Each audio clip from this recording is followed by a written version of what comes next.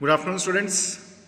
So I hope you are enjoying this lesson of French Revolution, a very long chapter, but of course we are going sequence by sequence, and at last we will have one more final. We'll go through this in very short manner.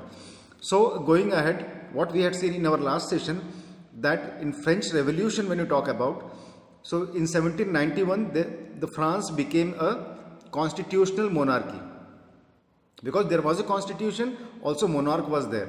But we had seen that the constitution was not a democratic one, because certain segment of people who used to pay taxes more than 3 days of a laborer's wages were able to vote, and they used to elect electors who were 5,000, 50,000, 5,000 in 50,000 in numbers, and then they elected the National Assembly.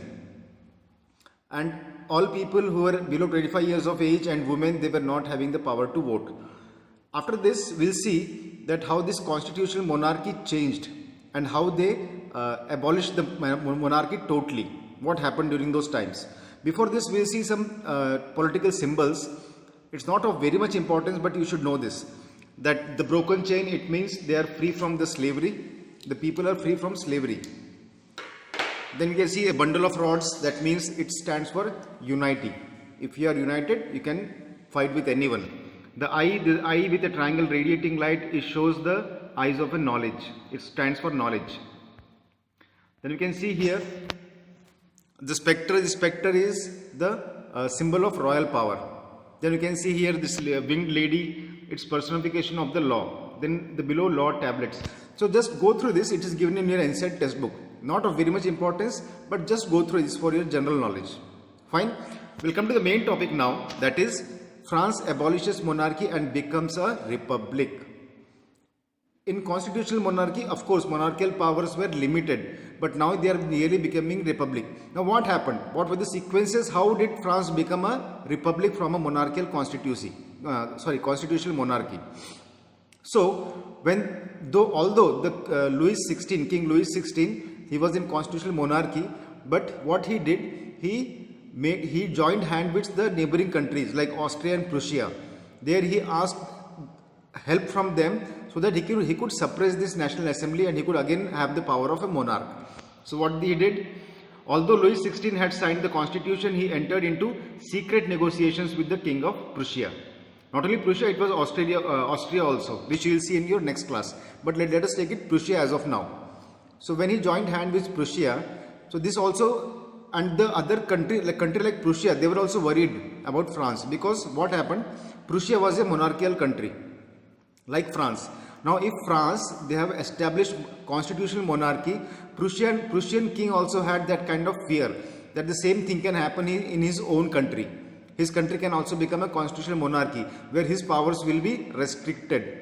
So he also wanted to help Louis XVI. Rulers of other neighboring countries too were worried by the developments in France, because they thought that their countries will also go into constitutional monarchy, and made plans to send troops to put down the events of 1789. So whatever happened in 1789, they wanted to crush this.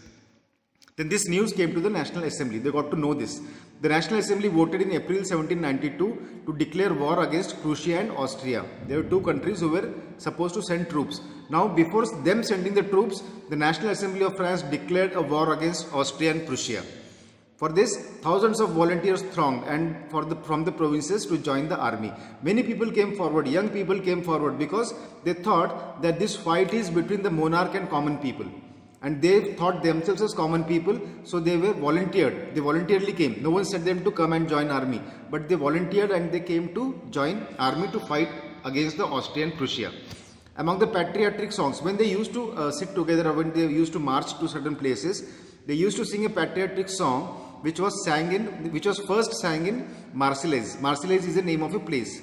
It was composed by the poet Roget de Lisle. Roget de Lisle composed this in Marseillais. This Marseillais is now the national anthem of France, because this was something which they used to sing when they were together. So this created a sense of unity and nationalism in them. So they made it a national anthem of France now. If you could see next, the large section of population were convinced that the revolution had to be carried further. Now this revolution has to be carried further. as the Constitution of 1791 gave political rights only to the richer sections of society. Now, on the one hand, where the king, where the Louis XVI was having a tie-up with Austrian Prussia, also certain people were there, a section of people. Many people used to think that the vote of right should be given to everyone, not only to wealthier people. Like it was in 1791, Constitution gave the right only to people who paid taxes. So they wanted that it should be given to all of them. So their political clubs were formed. People used to come and discuss about the government policies, and they wanted to plan their own actions for them. So the discussions were going on. They used to spread the discussions among themselves in these clubs. The most successful of these clubs was that of Jacobins. It's called Jacobins Club, Jacobean Club. This also is very important because it will come in your 10th class also. So the Jacobean clubs, which got its name from the former convent of Saint Jacob in Paris. So Saint Jacob was there, which was from a church. So from there the name came Jacobins Club. Women too had been active through the period from their own clubs. Now not only men, because earlier if you see, before the Constitution of 1791, men used to make clubs. Here also men are making clubs, but also women took an active participation, and women also formed their own clubs. The members of Jacobin Club included small shopkeepers, artisans such as shoemakers, pastry cooks, watchmaker, printers, as well as servants and daily wage workers. They were very small and poor people. They had their own clubs, Jacobin Club. There they discussed the things like that they do not have the power to vote. What can they do for it? And then they came to a conclusion that they have to continue the revolution. The revolution has to be carried forward. Then what happened? So again, on the morning of August 10, 1792, they stormed the palace of Tuileries, where the monarch was staying, Louis XVI. Massacred the king's guards. The king's guards were killed. Massacred means killed, and held the king himself as hostage for several hours.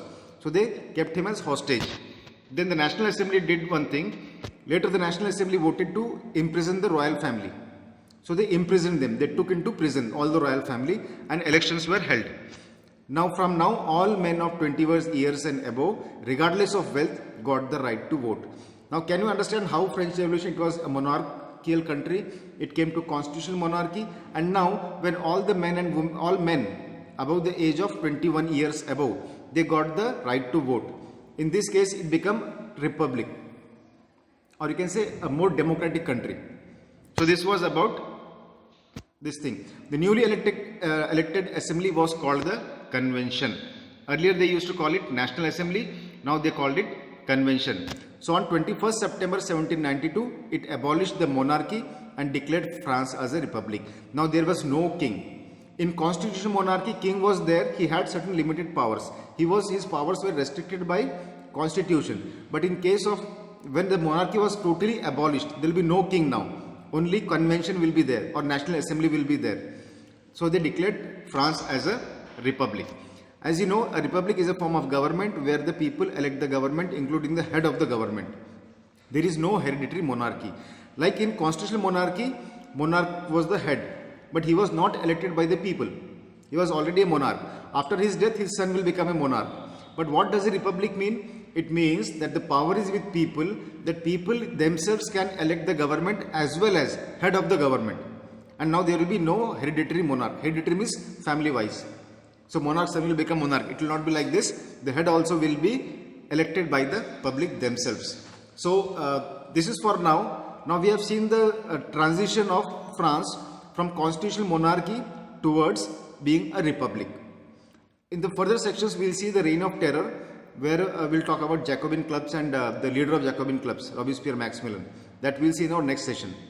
I hope you enjoyed the session. Thank you. Have a nice day.